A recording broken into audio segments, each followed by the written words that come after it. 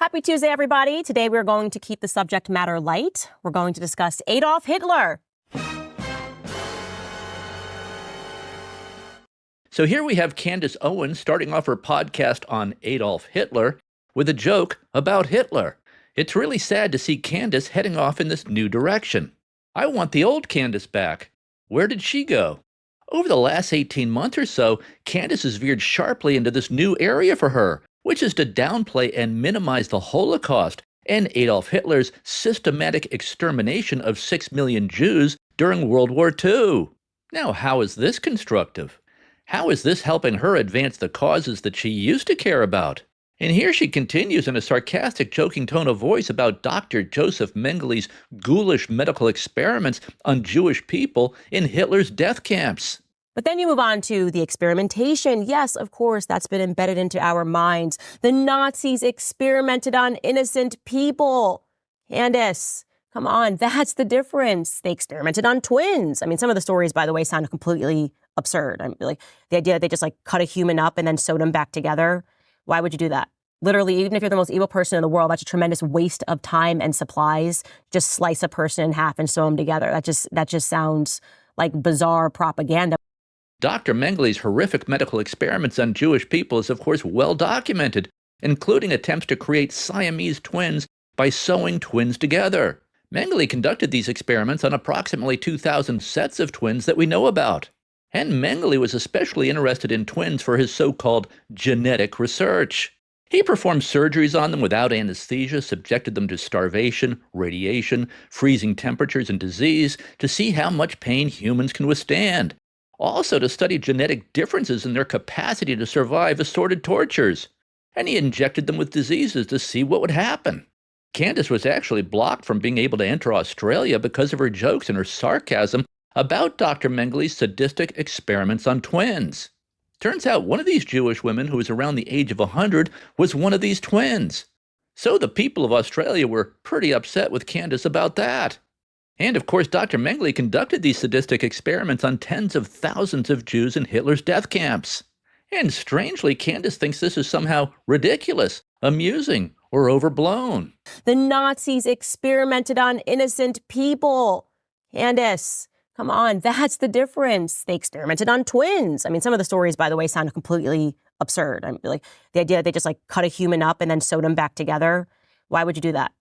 Now, Candace Owens is enormously talented and great on the mic, which is why she has 4.3 million subscribers on YouTube alone. She's one of the biggest podcasters on the planet. And before this latest phase of hers, I've always liked her instinct to push back against media propaganda and nonstop government lies. For example, here she was in 2020 talking about the COVID lockdowns and mandates. Hello, Facebook friends. I have been really enjoying, by the way, in terms of this coronavirus shutdown, that I have had so much more time to do Facebook videos, which I never did prior to this. So I will jump right into this.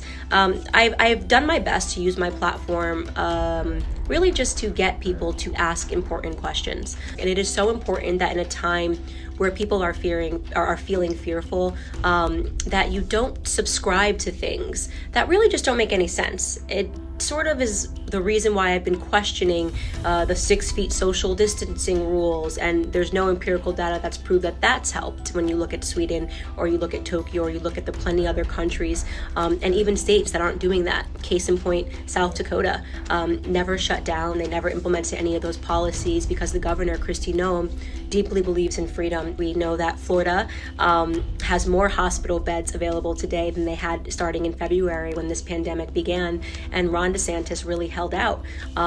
He was the last governor to shut anything down and the first one to immediately say we're reopening the beaches. I could not agree with her more on this. And here she is talking about how President Lyndon Johnson's Great Society welfare programs incentivize the breakdown of the family, especially in low-income and poor communities. What would happen if they broke down the family? We don't have to imagine it was already done in the Black community. In the 1960s, LBJ introduced the Great Society Act, which systematically removed fathers from the homes of Black youth. Yes, welfare programs incentivize women not to marry the father of their children. The government will give them more money if the father does not live inside of the home. The single motherhood rate in the Black community has jumped nearly 72% since the 1960s. 72%.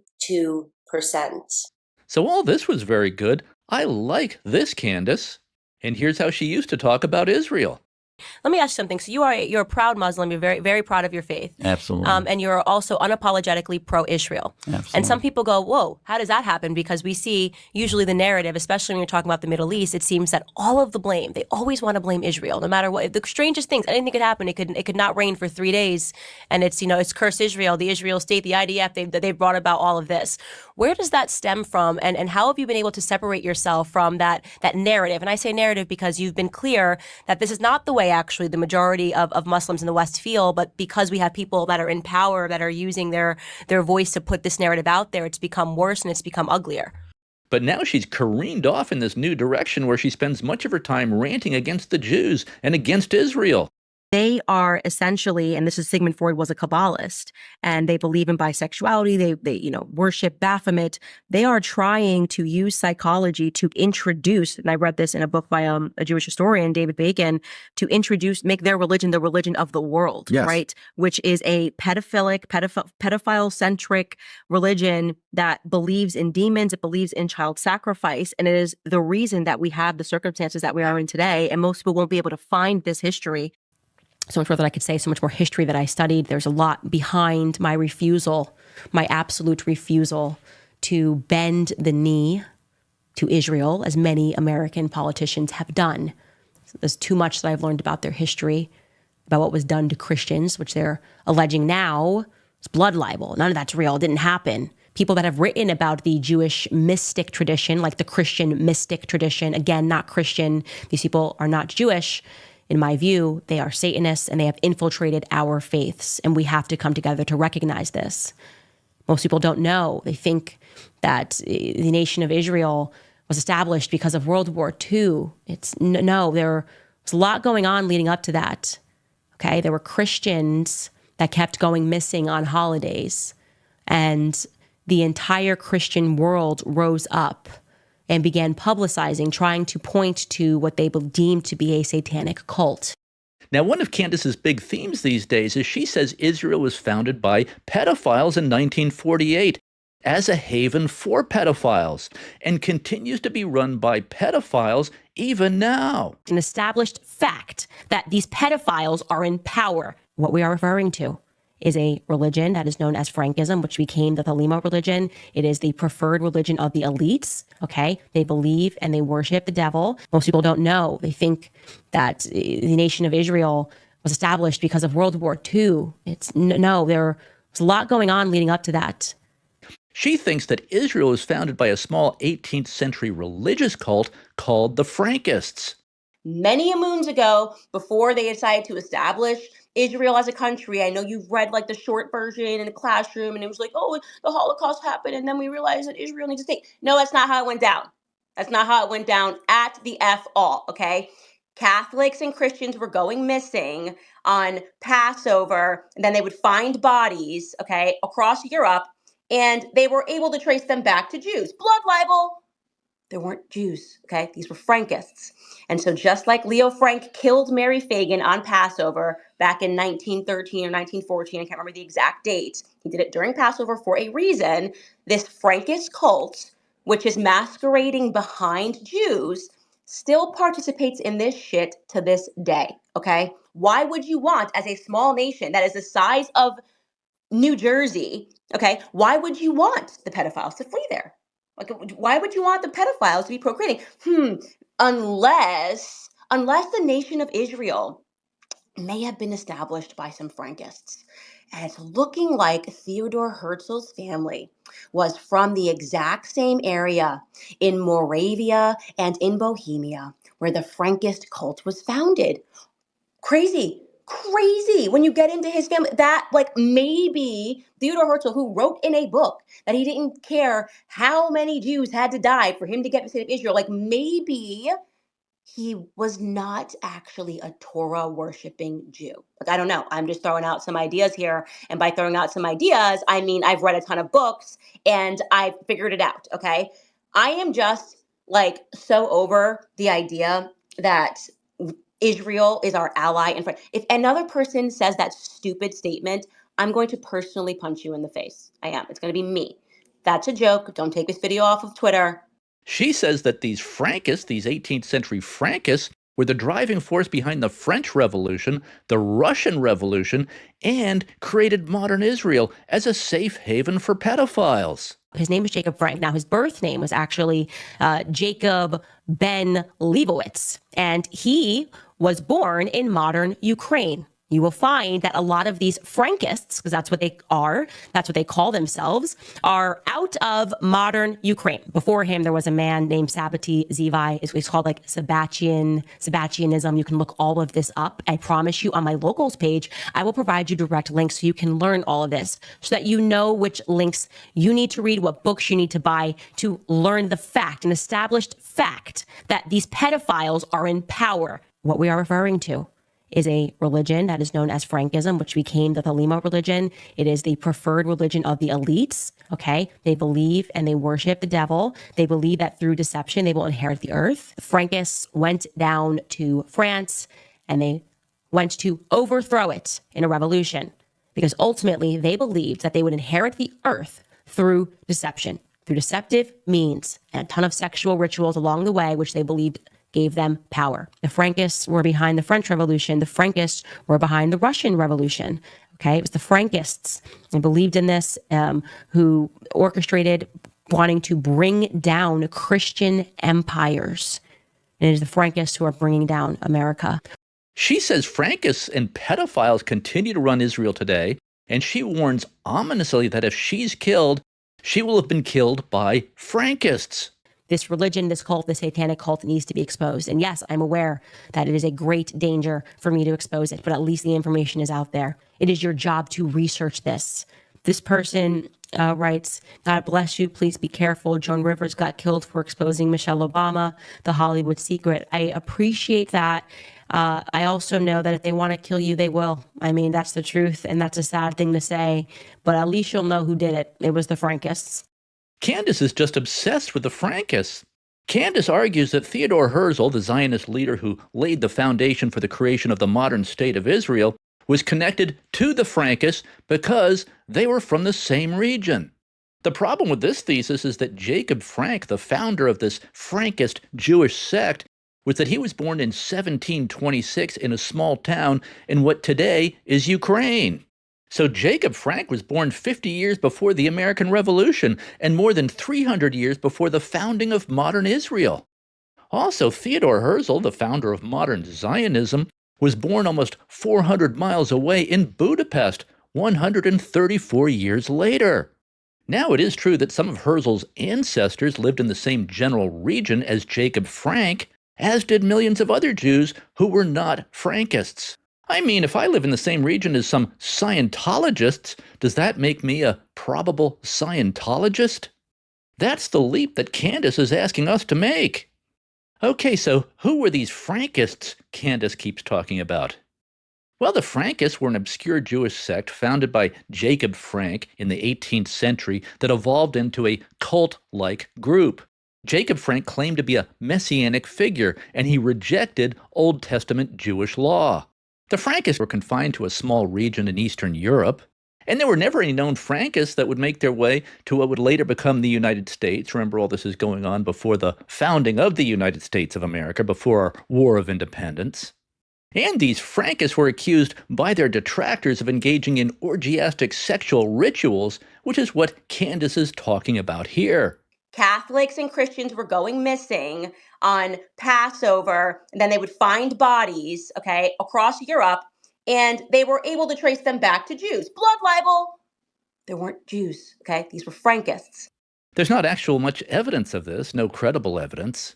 And there's no evidence that these Frankists kidnapped Christians during Passover and murdered them for ritual purposes, as Candace claims. And this appears to be an effort by Candace to revive debunked medieval anti-Semitic myths that Jews kidnapped Christian children during Passover, murdered them, and drank their blood. This myth was created during the Middle Ages to justify centuries of violence against the Jewish people. And this is the myth that Candace is trying to revive, trying to use her enormous platform to revive in slightly repackaged form.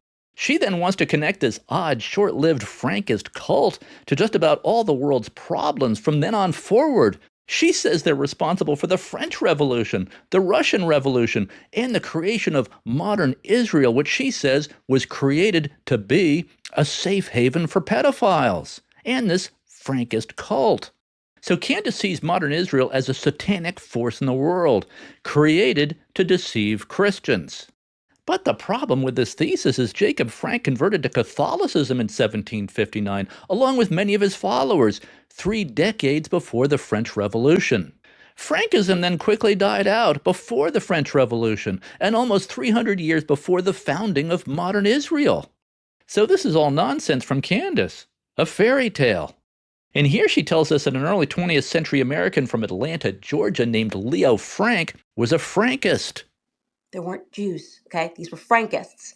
And so just like Leo Frank killed Mary Phagan on Passover back in 1913 or 1914, I can't remember the exact date, he did it during Passover for a reason, this Frankist cult, which is masquerading behind Jews, still participates in this shit to this day, okay? Why would you want, as a small nation that is the size of New Jersey, okay, why would you want the pedophiles to flee there? Candace has no evidence for this claim. He just happens to share the same last name, Leo Frank. Therefore, he must be a Frankist. That's her evidence. So who was Leo Frank? Leo Frank was a superintendent at a pencil factory in Atlanta, Georgia. And Leo Frank was accused and wrongfully convicted of murdering a 13-year-old girl named Mary Phagan on April 26, 1913. He was convicted after the jury deliberated for just 4 hours with mobs chanting outside the courthouse, "Hang the Jew." The consensus view among historians and legal experts who have studied this case is that Leo Frank was innocent. A witness named Alonzo Mann has come forward to say he saw Jim Connolly carrying the body of Mary Phagan. Connolly was a sweeper for the factory. Connolly was also the star witness for the prosecution, saying that Leo Frank told him that he had killed Mary Phagan. And this witness, Alonzo Mann, says that he believes that Jim Connolly, not Leo Frank, killed Mary Phagan. And if Connolly was the real killer, he would certainly have reason to shift the blame to someone else. And without going into the details of the trial here, there was literally zero evidence that Leo Frank killed Mary Phagan. Leo Frank was the victim of rampant anti-Semitism that existed in Georgia at the time, in the Jim Crow era. And in a rush to find someone to pin the crime on, there was a rush to pin the crime on the Jew.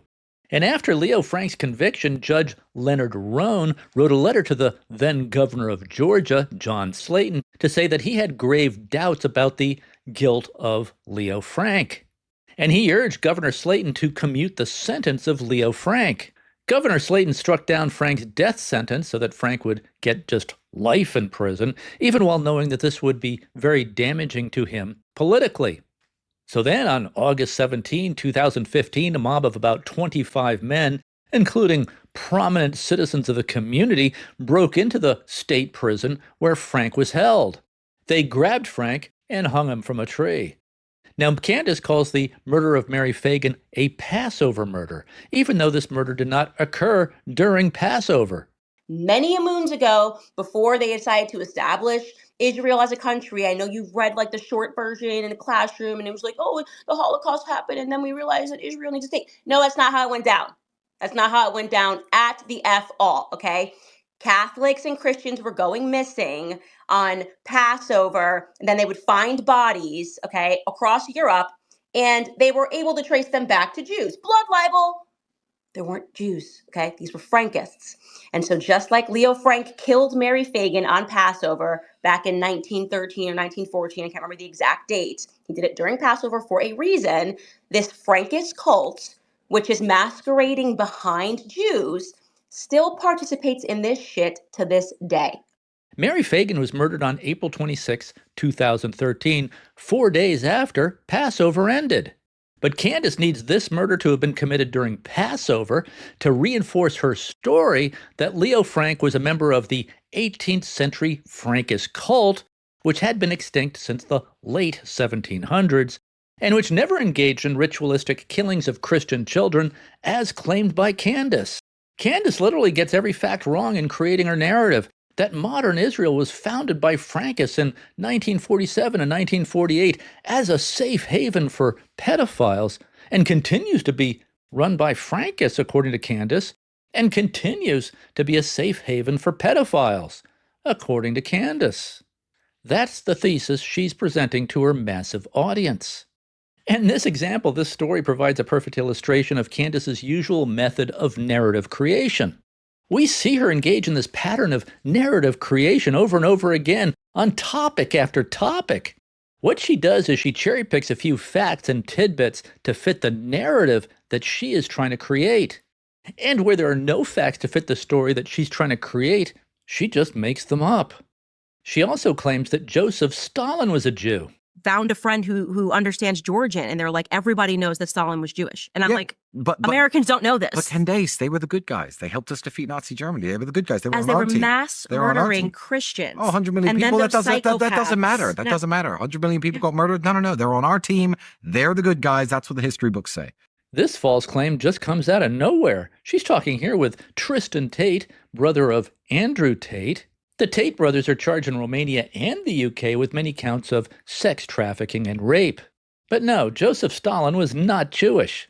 Joseph Stalin, was an ethnic Georgian raised in the Georgian Orthodox Christian faith and had no Jewish ancestry or religious affiliation whatsoever. In fact, Joseph Stalin attended the Tiflis Theological Seminary. He had planned to become a priest in the Orthodox Church, but he left the seminary when he adopted Marxism as his religion and became an atheist. Candace also claims that Stalin's wife was Jewish. It gets into the question of the media, who for a very long time tried to convince us that Stalin and Vladimir Lenin were anti-Semitic, and then I learned, wait, Stalin was married to... Yes, they were literally a part of the Jewish cabal that, and credit when to I talk you. about crushing history, where if you even say that, which I'm saying it, because I've looked into it. Wrong again. Stalin's first wife was an ethnic Georgian from a Christian family. Stalin married her in 1906. She died of an illness in 1907. His second wife, I can't pronounce her name, was an ethnic Russian with no Jewish ancestry. Her family was Orthodox Christian. They were married in 1919, and she died in 1932. Candace also says that Ataturk was Jewish, the founder of modern Turkey. Here she is on Ataturk. There is evidence, and this is going to be extremely controversial, but I will link to you this evidence that Ataturk was Danme. Ataturk came from a region where there was a strong Sabbatian stronghold, and there was an Israeli historian, an Israeli individual who wrote a book, which has now been discontinued, who said, yeah, I met him before he became Ataturk, and yeah, he was Jewish. No, Ataturk was not Jewish. What she's trying to do here is blame the Armenian genocide during World War I on the Jews, on Ataturk, who she says was Jewish but was not Jewish. And this genocide occurred from 1915 to 1923. But Ataturk did not have anything to do with the slaughter and mistreatment of the Armenians. This occurred under the Ottoman Empire. Ataturk at that time was a mid-level military officer on the Ottoman side.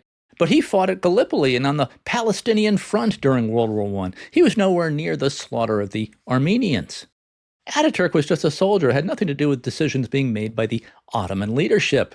And there's no evidence that he had anything to do with the planning or carrying out of the horrific slaughters and deportations of 1.5 million Armenians by the Ottoman leadership. This would be like blaming the rank-and-file German soldier fighting on the Russian front for the Holocaust. And of course, Ataturk was not Jewish. Ataturk was a Turk of Muslim heritage. His parents were ethnic Turks. His upbringing in a Muslim Turkish community is well documented. And Turkey is a Muslim country. Ataturk could not have become president if he were Jewish. How Candace can get so many facts wrong is insane. Facts she can easily look up.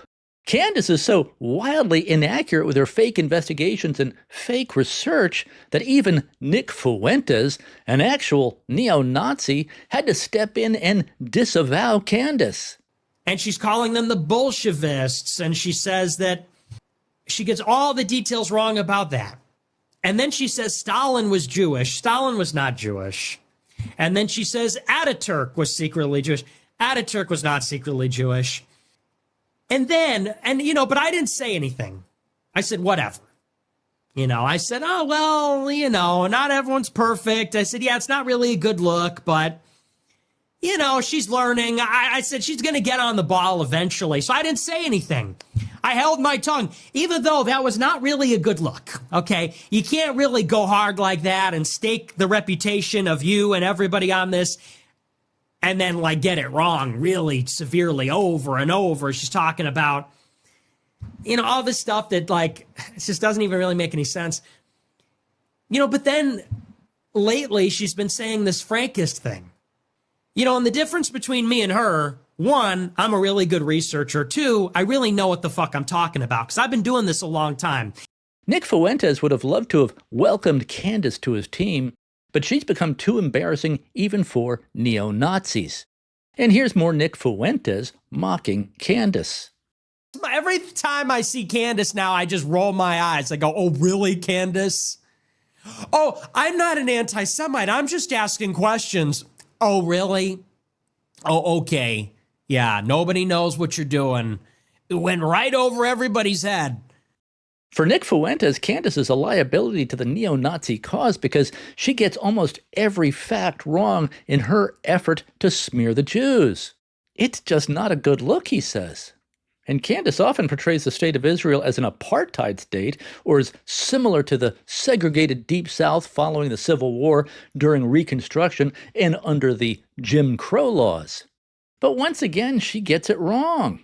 So when I'm walking through Jerusalem and you see, and they say these are the Muslim quarters, this is where the Muslims are allowed to live, that doesn't feel like a bastion of freedom to me. So I guess. Oh, I don't think it's where they're allowed to live in Jerusalem. I think it's that there's an Armenian quarter. It's not saying the Armenians can only live here. It's that there are communities, just like there's a Jewish community in Jersey here, and there's a Muslim community in here. I don't think, to my understanding, it's not restrictions within Israel proper of where Israeli. I think it is where they have. I mean, at least that's what the rabbi who was taking me around. He said these are the Muslim quarters, so this is where the Muslims live, but he didn't say anything about legally saying they cannot live in other places within Israel proper. I mean, there's Israeli Arab citizens. Here we have a map of New York City. Here we see Chinatown. Here we have Little Italy. Here we have the predominantly black Central Harlem, etc. There's the French Quarter in New Orleans. This is just normal. And in fact, what Candace is talking about here is the Jewish quarter, the Muslim quarter, the Armenian quarter, and the Christian quarters that have been around in these exact same locations for centuries. Each of these sections is where these communities of people have been living historically long before modern Israel was created. Has nothing to do with apartheid or an Israel version of the Jim Crow laws that existed in the South here in America following the Civil War. People are free to live wherever they want in modern Israel. Israel is a modern cosmopolitan country. But Candace, unfortunately, does very little research before she issues her proclamations.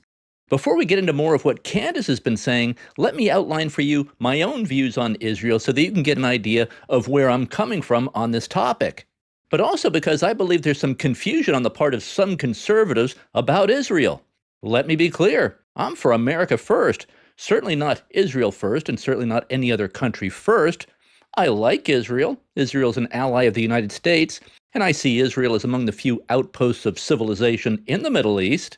I also think that if Israel were not located where it is now, we might have fewer problems in the Middle East, and we might be less of a target for Islamic extremists from the Middle East. Perhaps even the 9/11 attack wouldn't have happened. That's certainly possible. Candace might even be right on that. But that's a little bit like saying, I wish rainwater were beer, or that Santa Claus is real.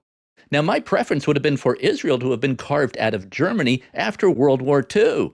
That would have been nice retribution for Germany, not only for the Holocaust, but for starting 2 world wars. So that's what I thought should have happened, but that didn't happen. So being a realist, we have to take the world as it is, not as we'd like it to be. And let's talk a bit about why that didn't happen. That is, carving a chunk out of Germany and making that Israel. And why at the time it actually made quite a bit of sense to put Israel exactly where it is now. Well, if you're Jewish, it's kind of understandable why you might not want to be hanging around Germany even after Hitler and the Nazis lost World War II. The Germans, after all, started 2 world wars, did the Holocaust, and Hitler was popular in Germany. The German people were mostly on board with the Hitler program, including rounding up the Jews. Had no problem with that. So if you're Jewish in the 1940s, you pretty much want to get as far away from Germany as possible. But also, and this is a pretty critical point, that area that is now Israel had been under Western rule, had been under European rule for more than 400 years, and had been under British rule since World War I. Before that, this region was part of the Ottoman Empire for 400 years, so that patch of land did not belong to any Arab country. Yes, about 700,000 Palestinians and Arabs were living there under British rule, and before that, for 400 years, under the rule of the Ottoman Empire. There was also an existing Zionist movement on that patch of sand. There were about 15,000 indigenous Jews who had been there for thousands of years. Plus, about 50,000 Zionists had moved into the area, mostly because they had been driven out of Arab countries or had fled Germany and Europe during the Holocaust, or during the lead up to the Holocaust. And there was a lot of anti-Semitism in Europe without Hitler and without the Holocaust. Many Jews also fled Germany and Europe for America, while others moved to what is now modern Israel. And after World War II, in the wake of Hitler and the Holocaust, the United Nations helped create Israel by passing Resolution 181, which recommended the creation of both a Jewish state and an Arab state for the Palestinians living in the area. And this resolution had the support of the United States and our allies. But the Arab states rejected this resolution because they didn't want the Jews there at all. But right after this United Nations resolution, Resolution 181, the Jewish people who were living there just moved forward and started their country. Meanwhile, the Brits withdrew from the region and turned that area over to the Jews who were living there. And that area became modern Israel. And then about 600,000 Jews quickly flowed into this new Jewish country. This then triggered the Arab-Israeli War of 1948, with Egypt and surrounding Arab states invading Israel. Tiny Israel was invaded by 5 Arab countries, including Egypt, Jordan, Syria, Lebanon, and Iraq. And pretty amazingly, tiny Israel won this war, won it decisively, without any material support from the United States or Europe. In fact, the United States had an embargo on any weapons going into the Middle East, including to Israel. So the Israelis had to raise private money to fund the war, but were able to win this war against the entire surrounding Arab world within about 18 months.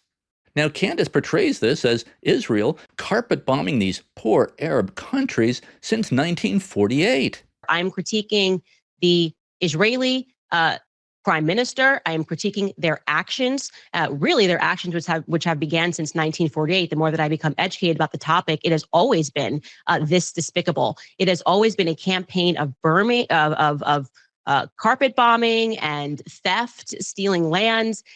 No, Candace, Israel has not been carpet bombing the Arab world since 1948. That's not what's been happening. Israel didn't take any land from any existing Arab country. That patch of land had been under European rule for more than 400 years, and the Brits let them have it. And when Israel was invaded by 5 Arab countries, much bigger countries, it was more like the Alamo for Israel. But Israel somehow managed to win despite being vastly outnumbered and receiving no financial support and no weapons from the United States or the European countries. So no, Israel was not doing the carpet bombing. They were the ones being carpet bombed by Arab countries. But tiny Israel managed to win, managed to survive. Incredible. Then the Arab world tried a rematch against Israel in 1967 with the Six-Day War. By then, about 1.5 million Jews were living in Israel. And Israel had no problem winning this war, which lasted 6 days, which is why they call it the Six-Day War. Israel defeated Egypt, Syria, Iraq, Jordan, and Lebanon, with Egypt losing the Sinai Peninsula and the Gaza Strip, and Lebanon losing the West Bank and East Jerusalem. That's what tends to happen if you're a neighboring state and you attack Israel. Israel tends to take territory because the attack demonstrates to Israel that they need a buffer zone. The leader and primary architect of what became modern Israel was the incredible David Ben-Gurion. Ben-Gurion was born in Poland in 1868, immigrated to what is now Israel in 1906, which was then under Ottoman rule. He took control of the Zionist movement. He was an amazing military leader, political strategist, as well as builder of institutions. Now about 700,000 Palestinians and Arabs were displaced by the Arab-Israeli War of 1948. That's what happens in wars, and Israel was attacked. And the Arabs had rejected Resolution 181 of the United Nations, which would have given the Palestinians their own country, because they didn't want any Jews there at all. And the truth is, the more advanced civilization will almost always win and dominate the less advanced people. The Native Americans here had no chance once Europe discovered the New World. Borders of countries are constantly changing. There are no permanent borders. The Roman Empire used to be big, now it's gone. Those who get the land are the ones with the intelligence, the determination, and the strength to take it and to keep it. That's how human history has always worked. You have no inherent right to the land that you're on. Someone stronger can always come along and take it. Your right to your property is only as valid as your ability to hold on to it. So these very smart and determined Jews were given this patch of land by the British in the wake of the Holocaust, then defended it, won 2 wars against the Arab world to keep that land, then created a bit of a buffer zone after they were invaded twice by 5 Arab countries. They proved themselves smarter and tougher than the surrounding Arab world. Good job, Jews. And it's interesting that Candace doesn't seem to care much about the millions of people killed by the creation of Pakistan in 1947, the same year that Israel was created. Pakistan was wrenched out of India in 1947. This was done primarily by the British after World War II, as India was part of the British Empire. And the British thought it was a good idea to separate the Muslims and the Hindus. So the creation of Pakistan resulted in 14 million refugees, Hindus fleeing Pakistan and Muslims fleeing India. And about 2 million people died in wars between India Hindus and Pakistan Muslims. By contrast, about 12,000 Arabs died in the Arab-Israeli War of 1948, and about the same number of Arabs died in the Six-Day War of 1967. So the Pakistan-India wars produced 10 times the number of deaths as the 2 Arab-Israeli wars. Yet Candace is not equally exercised by the creation of Pakistan. Her focus is on Israel and the Jews. Maybe she just doesn't know the history of Pakistan and how Pakistan was created. The founder of modern Zionism was a Jewish journalist and writer from Hungary named Theodor Herzl. Herzl founded the World Zionist Organization in 1897 for the purpose of establishing a Jewish state. It's also important to note that the purpose of this Jewish state was secular, not religious. Its purpose was to establish a safe haven for Jewish people who historically have suffered persecution. Even before Hitler, it was becoming increasingly dangerous to be Jewish in Europe, and it was becoming very dangerous to be Jewish in other Arab countries. And in Herzl's view, and the view of most Jews, this Jewish state could have been located anywhere. But of course, the preferred location is where Israel is now for religious, cultural, and historical reasons. But Israel did not need to be where it's located now in the view of Herzl. It just made sense to put Israel there because that patch of sand belonged to no one, belonged to the British, and the Brits were willing to give it to the Jews. Most Americans don't realize that modern Israel was never a religious country. It's always been a secular state. The people who live in Israel are mostly Jewish by ethnicity. Judaism is an ethno-religion. Jewishness means 2 different things, or can mean 2 different things. It can mean the religion. Anyone can adopt the religion and become Jewish. And then there are ethnic Jews. So you can be religiously Jewish, ethnically Jewish, or both. Israel is a place for ethnic Jews to be safe from persecution. That was its purpose. Now, many Christians, particularly evangelical Christians, see modern Israel as God's chosen people and the country as specially ordained by God as we speed toward the end of times. And they cite this verse in Genesis 12:3, which says, quote, "I will bless those who bless you, and whoever curses you, I will curse, and all peoples of the earth shall be blessed through you," end quote. But this is an out-of-context misreading of that text in my view. God was talking to Abraham here about 4,000 years ago. At the time this verse in Genesis was written, ancient Israel did not yet exist. And this text was not talking about a country, it was talking about a covenant that God would make with this group of people, God's chosen people. But to say that the people living in Israel today are this same group of people from 4,000 years ago is a stretch in my opinion. The majority of people in modern Israel today don't even follow the Jewish religion.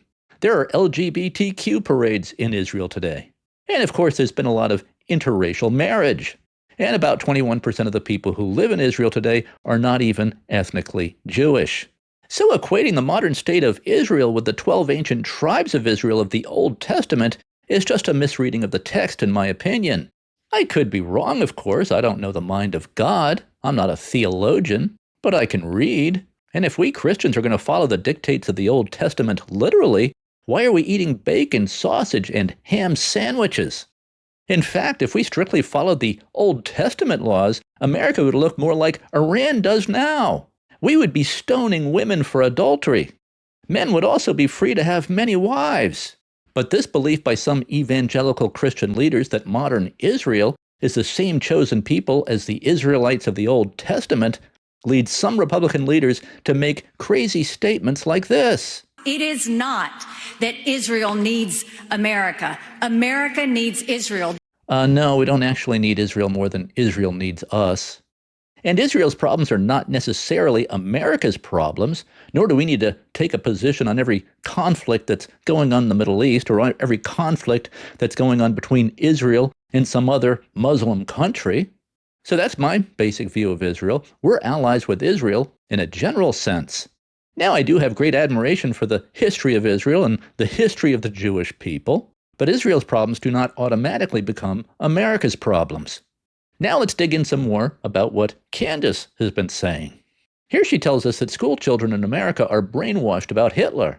And she compares this to brainwashing of children in the Soviet Union and in communist countries. That is an idea that permeates, is that we are not allowed to discuss Adolf Hitler.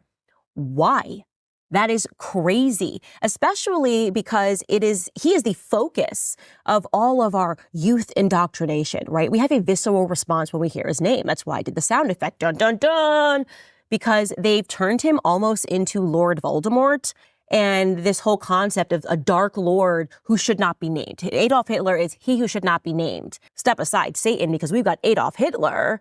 But when I actually then started learning real history and I got out of the bubble of the American education system and I started recognizing these Soviet tactics of introducing really heavy concepts to kids while their brains are developing because you want to traumatize them. And you're traumatizing them because you want them to comply. And what you want them to comply with in this case is Germany, Nazi, Hitler, the greatest evil that's ever happened on earth, even though factually and statistically it is not. Candace goes on here to say that Adolf Hitler is treated as unique. And she says there have been far bigger genocides than what Hitler carried out. And she's right if we talk about sheer numbers. Joseph Stalin killed off 30 million of his own people, according to historian Robert Conquest. Alexander Solzhenitsyn says the number is more like 100 million. Hitler exterminated 6 million Jews, plus about 5 million non-Jews he considered genetically defective or undesirable. He killed off about 250,000 disabled people. He also killed off blacks, gay people, gypsies, captured Russians, Muslims, Eastern Europeans, and political dissidents. Mao Zedong killed off 60 million of his own people in China as part of his communist cultural revolution. Pol Pot in the 1970s killed off about 1/4 of Cambodia's entire population, killed off about 3 million Cambodians as part of his radical communist program to eliminate all modernity from Cambodia, as part of his back to the land agrarian program. He and Mao rejected modernity. So Pol Pot might be the worst in terms of the percentage of his own population that he killed off. The pre-World War II Japanese were also incredibly barbaric. So yeah, there are plenty of examples we can cite of unspeakable horrors that have been committed by people against people. But what made Hitler especially shocking is that this could occur in the modern, Western, developed world. That something like this could happen in Europe in the 20th century. Germany was thought to be pretty much the pinnacle of modern civilization, and had produced the likes of Beethoven, Mozart, Albert Einstein, Nietzsche, Hegel. Yet Germany gave us Hitler in the 20th century. That's what was shocking. Also shocking was that Hitler was popular. Until the end, the German people pretty much went along with the Hitler program, went along with rounding up the Jews. So Nazi Germany was a study of how easy it is to brainwash a population, even a highly educated so-called civilized people, to go along with almost any program, no matter how horrific. And that's the theme of Joseph Conrad's Heart of Darkness. Civilization can easily descend into barbarism. So it's not that Candace is wrong to cite these other examples of genocide and horror in these other countries, but what she's doing and the way she's doing this is using these other examples rhetorically to minimize the Holocaust. She's saying, sure, the Holocaust was bad, but what about the 60 million people Mao killed or the 30 million people that Stalin killed? So this is the classic what about fallacy. What about this over here? Well, they're all horrible. Why not just treat these individual examples on their own? They're all different. Why link them to the Holocaust in a rhetorical effort to diminish the Holocaust? And when measuring evil, if that's what we're doing, it's not just about the number of people killed. Is Mao worse than Pol Pot because Mao killed 60 million of his own people compared to Pol Pot, who killed 3 million Cambodians? If Pol Pot had a bigger population to work with, he certainly would have killed 60 million people or more. So yeah, measuring evil is probably impossible. But why try to diminish any of these evils? Imagine if a woman tells you that she's raped, and your answer is, oh, that's terrible, but not as bad as the 3 women who were raped down the street the other night. Would it make any sense to make a comment like this? And if that's all that Candace was doing, I'd probably just say, fine, yeah, these other examples of genocide are also horrific. But she actually goes further to say that the Holocaust was really not such a big deal and probably not as bad as things that we've done. Here she launches into a bit about how, quote, the Allies, us, ethnically cleansed 12 million Germans, end quote. And part of that learning process for me when I started looking into it was coming across a huge fact that we ethnically, the Allies, ethnically cleansed 12 million Germans. Because when you say to people, okay, what is it about Hitler? Why is he the most evil? Well, the first thing people would say is, well, an ethnic cleansing almost took place. And now I offer back, you mean like we actually did to the Germans? That's what she says. The Allies ethnically cleansed 12 million Germans. And she specifically says over and over again that we did this. She implies that America did this. What she neglects to tell us here in her podcast was that America did not do this. It was Joseph Stalin who did this. After the fall of the Nazis, Stalin killed about 12 million Germans. Yeah, Stalin was technically an ally of ours in the war to defeat Hitler, an ally out of necessity, Hitler being the more dangerous to us at the time. But let's not forget that before Hitler invaded Russia, Stalin and Hitler were allies. There was the Hitler-Stalin pact. Stalin thought he and Hitler were going to team up. Stalin was absolutely shocked and stunned by Hitler's invasion of Russia in 1941. So then Stalin became an ally of ours out of necessity in the war to stop Hitler. Other than that objective, to defeat Hitler, Stalin had nothing else in common with us. Stalin killed off 30 million of his own people. Alexander Solzhenitsyn says the number is more like 100 million. But Stalin was less of an immediate threat to us and our Western European allies than Hitler was at that moment. So Stalin killed off 12 million Germans after the war, mostly in East Germany and Eastern Europe, in the areas that were controlled by Stalin's army. We did not have anything to do with that. So this is a real slander here by Candace. She is slandering all those Americans who landed on the beaches of Normandy to liberate Europe from Hitler.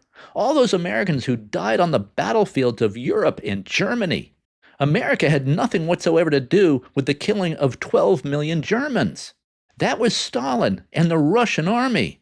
Candace neglects this rather important detail. She says, quote, we killed 12 million Germans and that we engaged in ethnic cleansing of 12 million Germans. In fact, when America arrived in Germany, the German people were waving American flags and cheering. The German people were terrified of the Russians, but welcomed Americans because the German people knew who the good guys were. Candace omits all of this. She says we ethnically cleansed 12 million Germans, put them in death camps, and treated them exactly like the Nazis treated the Jews. This is really sick stuff here by Candace. Then she launches into a story about Solomon Morel. Okay, so what Stalin did, sort of as a joke, I guess, is put Jews who were victims of Hitler's death camps in charge of those very same death camps, including in Auschwitz, but with Germans as the victims. Stalin thought it would be funny to turn the tables on the Germans. And the most famous example of this was Solomon Morel, who was a Polish Jew. The Russians put him in charge of one of the Auschwitz death camps, now under Russian control. Morel's father, mother, and brother had been murdered by the Nazis. 2 other brothers of Solomon Morel died fighting the Nazis. So he lost his mother, his father, and 3 brothers to the Nazis. Candace omits all this. So when Stalin or the Russian communists put Solomon Morel in charge of one of the death camps in Auschwitz, now filled with German prisoners, his behavior is reported to have been horrific. And it's estimated that he had a hand in killing 1,500 to 2,000 Germans or Poles who had aligned themselves with the Nazis. Hey, at the camps, that's what made it different. It was the camps. Imagine camps being used to kill people. Oh, you mean the exact same camps that we then transferred the Germans into so that we could, mass kill them? Yeah, I bet you've never heard the name Solomon Morel before, and you should know about him because Solomon Morel is an interesting character. He had some Soviet training, and then one day he just stood up on top of a table and said to these innocent German-speaking civilians, I'm going to torture you because I don't know where my parents are, and they were put into camps. And Candace goes through some of these horrors here. The pyramid method was when 4 were thrown next to each other, and 4 then diagonally on top of them, and then another 4, until they were quite high. And then not always, but every so often the militia climbed on top, and they danced on the prisoners. No one came away from this unharmed, and people died. So yes, this is absolutely horrible. And it's absolutely true, as Candace says, that many innocent Germans were swept up in this, in Stalin's genocide against the Germans, including German civilians. Stalin literally told his army to feel free to rape the German women as they went through the villages, which they did by the hundreds of thousands. So yeah, that was beyond horrible what Stalin did, but had nothing to do with us, contrary to the impression that Candace leaves in her video. Solomon Morel was also a committed ideological communist. He was a Stalinist. So after the fall of the Soviet Union in the early 1990s, when Poland left the Soviet Empire to ultimately join NATO, Solomon Morel, fled to Israel because he was going to be tried for war crimes in Poland. And Poland asked Israel for Morel's extradition twice, in 1998 and again in 2004, to face trial for his crimes in Poland. Israel rejected both requests, saying that the statute of limitations had expired under Israeli law. And that does seem a bit dubious to me, as it certainly does to Candace. How can the statute of limitations run out on war crimes? Israel also said that Morel was in poor health, was in his 80s by this point. So I guess the attitude was, why bother? So yeah, not a good look at all for Israel here. I agree with Candace on that point. And I'm sure the authorities in Israel took into account the fact that the Nazis had killed his mother, his father, and 3 brothers. So basically said, let it be. Not good, but somewhat understandable given the context. How might we act under such circumstances? Hopefully we never find out. And we know from Christian doctrine that evil lurks beneath the surface in every human heart. This is also why we need civilization to keep evil in check. That's the theme of the book, The Lord of the Flies. It's been the theme of many books, including the Bible.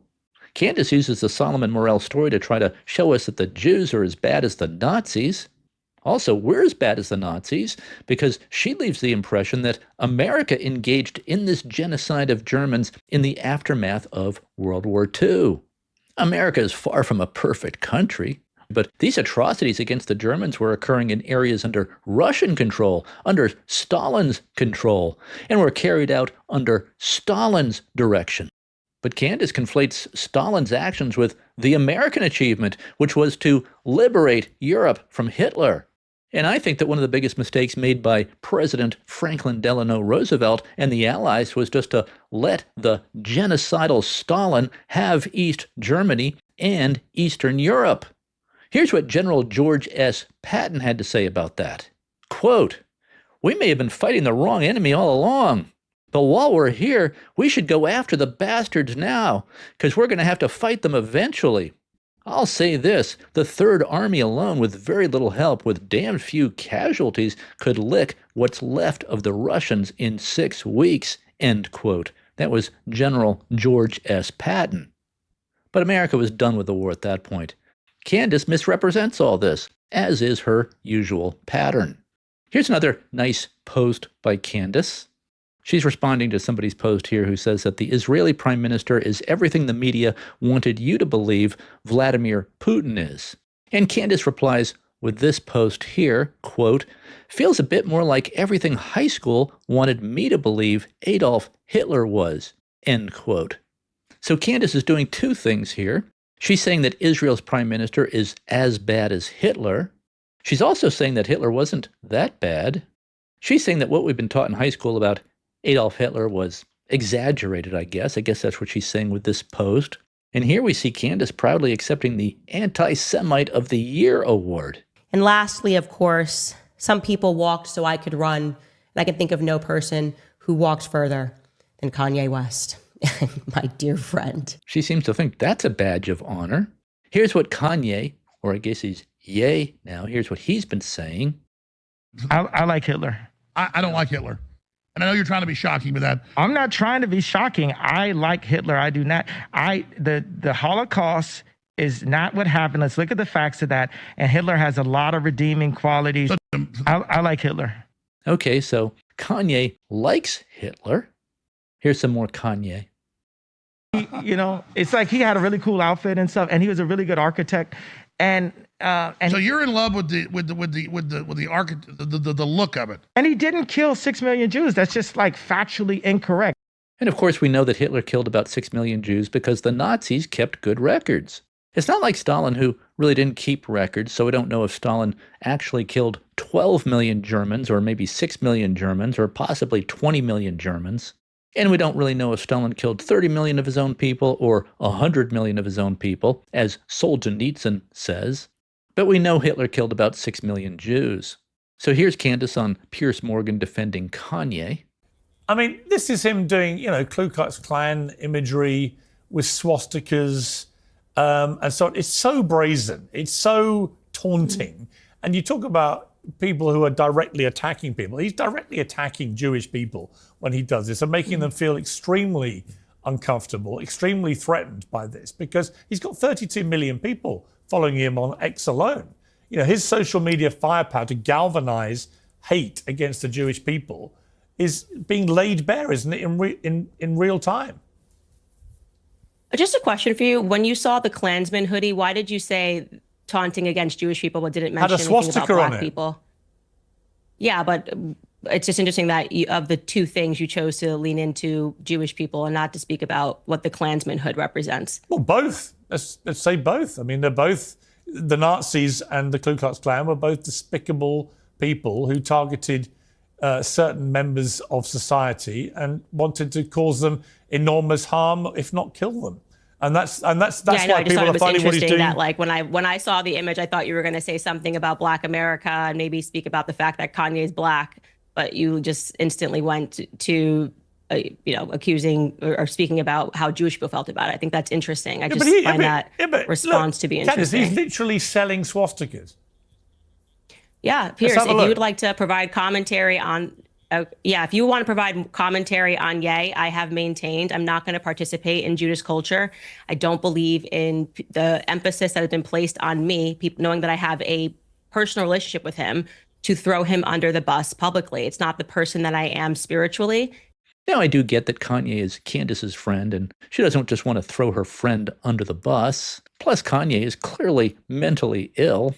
But Candace is a skilled communicator, and she knew what the topic was before she went on this show.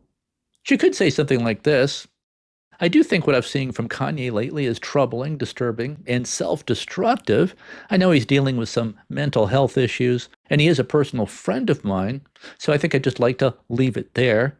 I hope he gets help, and I'll do everything I can to help him see that what he's saying just isn't healthy or productive behavior.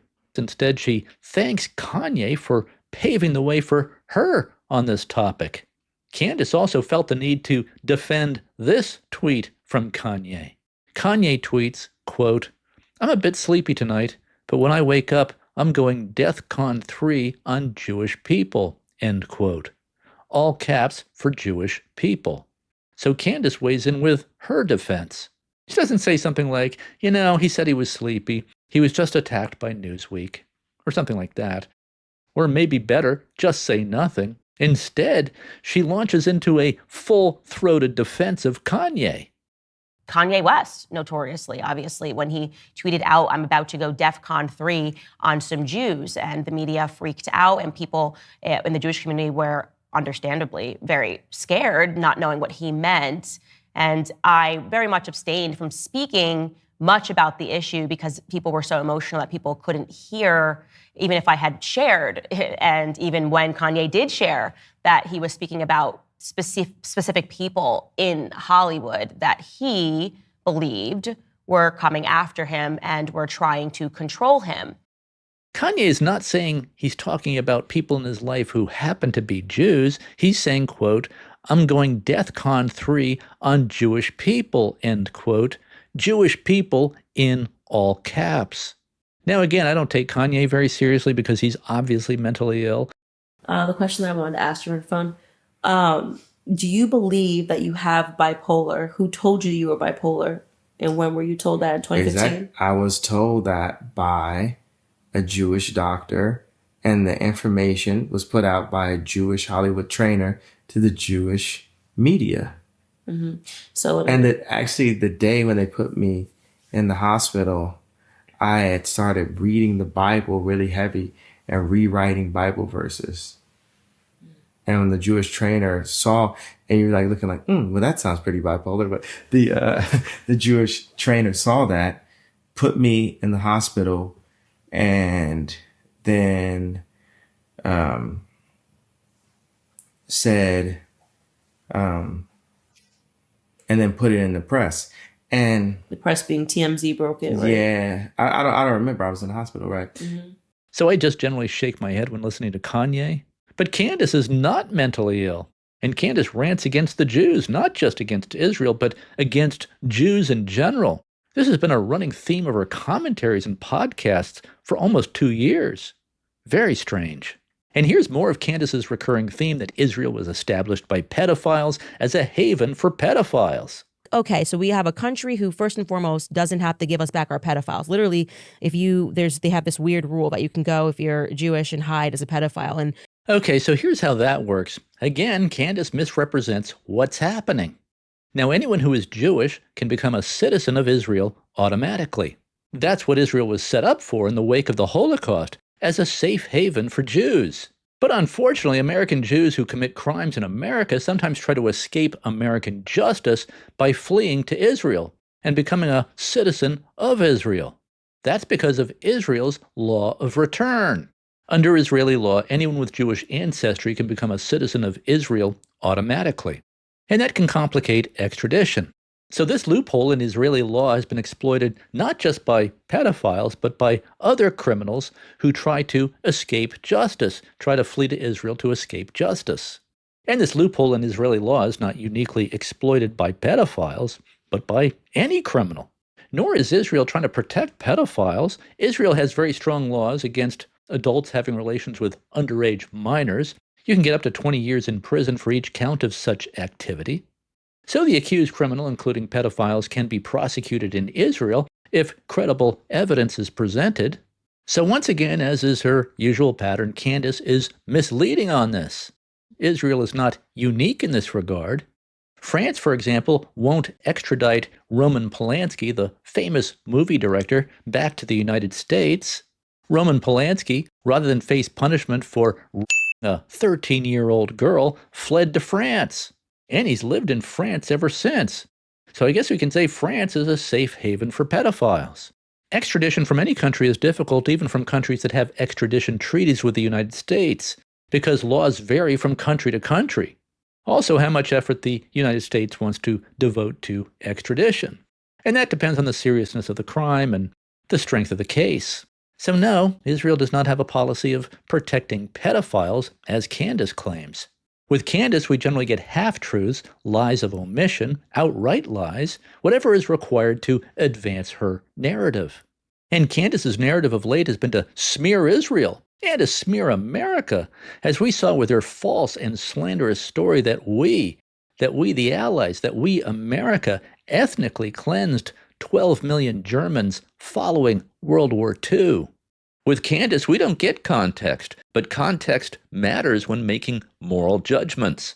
We get half-truths, cherry-picked facts, and outright falsehoods to fit an often fictitious narrative that she wants to create. And now she's gone down this dark path with slandering the Jewish people as a whole. So Solomon Morel's abhorrent behavior becomes a metaphor for all Jews and how the Jews are as bad or maybe even worse than Hitler, according to Candace's narrative. Now, my guess, and I'm just guessing here, is that part of what's fueling her anti-Israel obsession of late, of the past 18 months, and her hostility toward Jewish people in general, is her experience at the Daily Wire and her rather ugly departure from the Daily Wire. And I must say that at that time I was sort of on Candace's side. For the most part, I liked her podcast up until that point. But Ben Shapiro did not like what Candace Owens was saying and didn't want to subsidize it, which is his right. It's his company. And the difference between a publisher like the Daily Wire and a platform like Locals is obviously that a platform should have a very broad range of speech that it allows, including speech that maybe even the creators don't believe is inside what they would consider to be the Overton window. It's a very different thing than direct subsidization of particular opinions. So the Daily Wire would not have a host, would not pay a host who was staunchly pro-abortion. They would have no obligation to pay a host who is staunchly pro-abortion. And by the way, I should say that, there are a lot of people who are suggesting this is about disagreements over Israel. I mean, I can safely say it is not about disagreements over Israel, to the extent that, without reference to Candace at all here, Matt Walsh has taken the position that America ought not be involved in the Middle East at all. Matt Walsh's position, so far as I understand it, and I've talked to him about it, is that Israel, in a conflict between Israel and Hamas, Israel is obviously a more moral party than the genocidal terrorist group Hamas, but also it's very far away. He doesn't care and it doesn't involve America. That's just a pure isolationist position. I disagree with it. I think it's wrong. I think that it's short-sighted. But again, he's on our platform that is well within the range of acceptable discourse at the Daily Wire. Candace is also a recent convert to Catholicism, and sometimes recent converts can be overzealous in their newfound faith. I too am Catholic, and I'm also a traditionalist and not a fan of many aspects of Vatican II, the Vatican II reforms. But Candace seems to have fallen in with a fringe corner of the ultra-traditionalist Catholic world, some of whom hold the medieval trope that Christ was killed by the Jews, and this view fueled much of the anti-Semitism of the Middle Ages on up through the Holocaust. He was just a threat to the existing religious hierarchy. And this is just speculation on my part as to what is motivating Candace's decision to turn into this new, dark direction. And it's not just the Jews that Candace is obsessed with. Candace is spouting nonsense on many different topics. In early 2025, she put out an 8-part series titled Becoming Brigitte, where she tries to make the case that Brigitte Macron, the First Lady of France, is actually a transgendered biological male. The person that is living in the Élysée Palace, Brigitte Macron, perhaps, is Jean-Michel Trogneau. She even suggests that the president of France, Emmanuel Macron, might be married to his father, his transgendered father. These families might all be related. Are the Oziers, the Trogneaus, and the Macrons all just from the same family? Is there a chance that Brigitte Macron, some of you asked, is actually the father of Emmanuel Macron? So I thought I'd take a look at this. I mean, if Candace put out an 8-part investigative series on this, 7 hours of video, she must have some evidence, right? So I watched her series, watched it twice. And I was rooting for Candace on this. I was hoping that Candace was right, because if she was right, this would be the story of the century. But nope, she had no evidence. Zero. Her 8 videos, her 7 hours of video, were basically just innuendo and fantastical theories. In fact, I didn't really need to do much independent research myself. I just used the evidence that Candace presented in her 8-part series to dismantle her entire thesis. And I cover all this in this video here, titled, Is Candace Right or Wrong About Brigitte Macron? Her method, per usual, is to seize on a few interesting facts, many of which turn out not to be facts when you really look into them. Mostly these videos are just packed with lies or distortions or misinterpretations of facts. And whenever she needs to fill in some missing pieces to complete the narrative, she'll just make up lies out of thin air to paint this picture of Brigitte Macron as a transgendered biological male. The fact that Brigitte Macron is 25 years older and met Emmanuel Macron when he was 14 or 15 years old, when Brigitte was his teacher, that's more than a little odd. And in America, that would be a serious felony. In France, the age of consent is 15, so the question is, did Brigitte's affair with Emmanuel begin when Emmanuel was age 14 or 15? And I think even in France that it's a felony for a teacher to carry on an affair with her 15-year-old student. Not sure about that, but that's my understanding. Also, Brigitte left her husband of 32 years to be with young Emmanuel Macron. Pretty weird. But no, Brigitte Macron is not a transgendered biological male. And no, President Macron is not married to his transgendered father. And this Becoming Brigitte series by Candace is what got me looking into what Candace was saying on other topics, because I had not really been following her that closely. I'd listened to some of what she had to say, but it wasn't like I was listening to every podcast of hers or something. I just saw her as a young, attractive, conservative podcaster with a lot of talent and who was probably saying a lot of good things. And Candace, unfortunately, is just increasingly careening off into La La Land. Here she tells us that dinosaurs never existed. You don't believe dinosaurs are real. Yeah. So this is the funny one. So this is one of the ones where I'm like, gut. I was like, dinosaurs? That seems pretty fake and gay. Savannah's from Tennessee. She's like, I've never believed in dinosaurs. Like literally, everyone thinks there's like some conspiracy behind it. Say they don't believe in God, but then tell them like dinosaurs aren't real and they fall apart. Like I'm like, okay, so they're just roaming the planet. And I was like, that's really interesting. But then, because I got into and very much subscribe and believe and know to be true that there is a Christ conspiracy that's happening right now, which is the intentional removal of Christ because they want people not to believe in God, but instead to believe in humans. Well, that is what evolutionary theory was about. Because rather than making human beings believe that they had a creator, there was no concept of a dinosaur until 1850. That's very recent. And then within that same decade, they were like, dinosaur bones. And they started finding them everywhere. I'm like, okay, so nobody found them. And it is the case that dinosaur bones, for whatever reason, are always just found by the paleontologists. Like, it's not like you and me walking outside. I'm like, hey, a dinosaur bone. So she thinks that dinosaurs just strike her as fake and gay. She thinks it's just very odd that dinosaur bones were not discovered until 1850 and just happened to be found by paleontologists. Just happened to be found by scientists. Well, maybe dinosaur bones were found before 1850, but people didn't know what they were. I mean, isn't it just really weird that black holes were discovered by astrophysicists? Isn't it really strange that doctors tend to be the ones that diagnose cancer? And by the way, dinosaurs in no way debunk the Bible.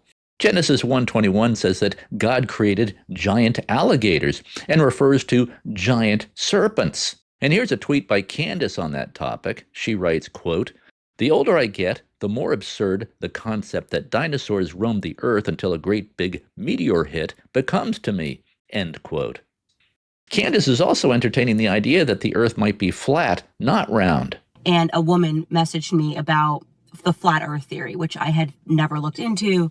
And she sent me all these links and she's like, you need to look into this, blah, blah, blah. And it's antithetical to the Bible and all of this stuff. And I saved the links and I was like, I'm going to watch this later. And my husband was like, why are you, why even bother looking into this? And I'm like, because I'm just genuinely, I'm a curious person. So if someone thinks anything, I have to read it and know what they believe, because faith is what drives people ultimately. But then when I said to him, I said to him, because I don't know if the earth is round or flat or an octagon or anything. And again, a round earth does not contradict the Bible. The Bible actually tells us that the earth is a sphere. The Bible tells us this in Isaiah 40:22. The Hebrew word used here can mean circle or sphere. So Isaiah chapter 40, verse 22 speaks of, quote, the circle of the earth. And the book of Job 26:7 describes the earth as being, quote, hung upon nothing, which certainly could be a sphere suspended in space. So there's absolutely no conflict with the Bible about the earth being round or a sphere. And this was not just a one-off. Candace gets into this here on her podcast. Me, on the other hand, he rolled over, he asked me, and I said, oh, I'm reading a flat earth theory. And it dawned into an entire conversation. He's like, why are you reading a flat earth theory? And I'm like, because somebody messaged me on Connect about it, and they included some links, and I'm just reading them. I don't know. I'm just an interested person. No matter what, if there's a bunch of people that believe something, I now want to know what it is that they believe. And of course, he pushed me on this, and he was talking about the earth curvature and science. And I said to him, listen, I'm not a flat earther. I'm not a round earther.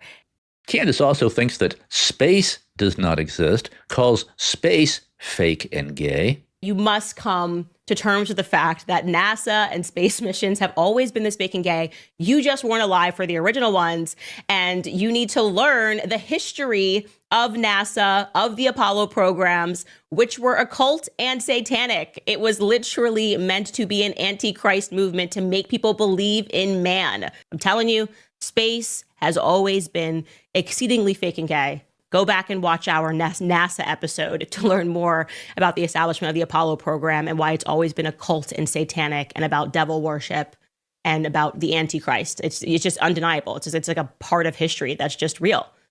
Now, I actually do share Candace's skepticism about the moon landing being real. I think there's maybe a 20% chance that we never landed on the moon for a host of reasons, and that it might have just been a Cold War propaganda stunt by us.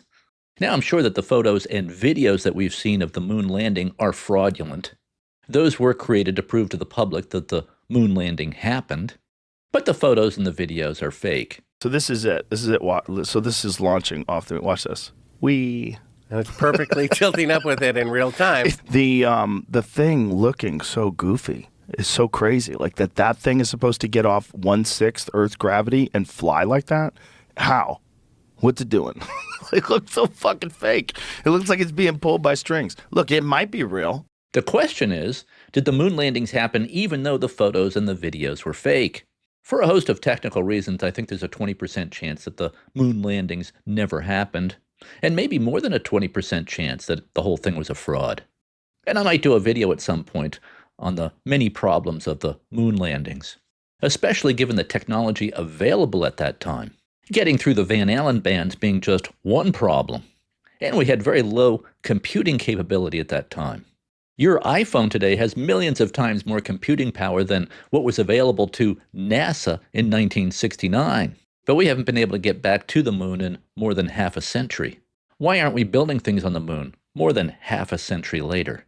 So there are a lot of legitimate questions about the moon landing, but that's a tangent, perhaps a topic for another day.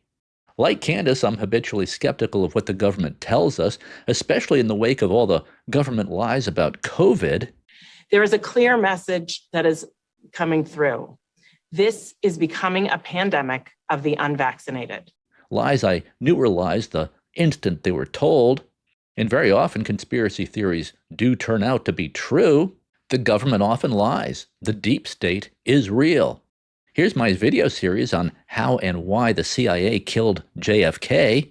Here's my video on how the CIA created Charles Manson. Here's my video on how and why President Lyndon Johnson killed Martin Luther King. But conspiracy theories are not just true because they're conspiracy theories. Many conspiracy theories are false. It's a case-by-case thing. In summary, here's what I'm guessing might have happened to Candace, and I might be wrong, I'm just speculating here. I can't read her mind. She converted to Catholicism, I think, in 2021. I'm a conservative traditionalist Catholic. I was happy she converted. Like Candace, I'm a conservative traditionalist Catholic, not much of a fan of many of the reforms in Vatican II. But she unfortunately fell in with a fringe ultra-traditionalist subculture of Catholicism, which preserves a strain of medieval anti-Semitism. And she started putting out some content that raised alarm bells with her employer at the time, the Daily Wire, and Ben Shapiro. She had an ugly falling out with the Daily Wire, specifically with Ben Shapiro and his then business partner, Jeremy Boring. Candace tends to dig in her heels when she's attacked, tends to double down. That's just her personality. At the same time, she found a big market for this fringe content. The more insane, the more unhinged, the more fantastical her claims, the bigger her audience grew. She's just following the algorithm. So I think it was a perfect storm of events that created this new Candace. That's my reading of it. Just a guess. What do you think happened to Candace? Whatever happened to her, it's just too bad. What a waste of talent. She could have been a force for good instead of a voice for nonsense. Candace has an enormously attractive personality, which is why she has 4.3 million subscribers on YouTube alone. I'm sure she could get just as many clicks and views by reporting and commenting honestly. Why not just do that? Well, that's all I have for you today. Thanks for listening. Please be sure to give me your thoughts on all this in the comments section. Also, hit the like and subscribe buttons as this helps me with the algorithm. Also, check out my books on Amazon, one being Bitcoin, A Beginner's Guide, and the second book being Win Life, Success Skills Schools Don't Teach. Well, that's all for now. Hope to see you back here soon for the next video.